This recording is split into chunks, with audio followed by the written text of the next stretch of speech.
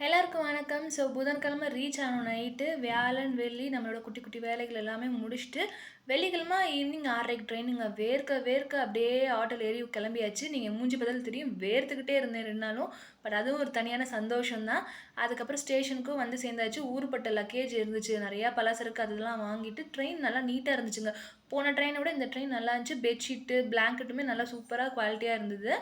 அதுக்கப்புறம் அப்படியே படுத்து தூங்கியாச்சு. சாப்பிட்டுட்டு அழகாக நம்ம ட்ரெயின் ட்ராவல் போயிட்டே இருந்துச்சு. ப்ளசண்ட்டாக இருந்துச்சு. இந்த ஏசியுமே ரொம்ப மைல்டாக இருந்துச்சு, ரொம்ப அதிகமாக இல்லை.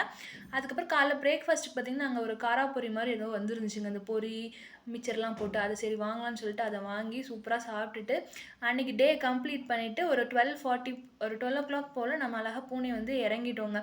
இறங்கி அங்கே ஊர்லேருந்து கூட இங்கே வந்தாச்சு. பட் வீட்டுக்கு ஸ்டேஷன்லேருந்து வரதுக்கு ஒரு 2 hours டிராஃபிக்னு சொல்லி அழகாக வந்து நம்மளோட குட்டி கண்ணனையும் தூக்கி கொஞ்சியாச்சு. அப்படி தான் நம்மளோட ட்ரிப் சூப்பராக எண்ட் ஆயிடுச்சு. Two subscribe.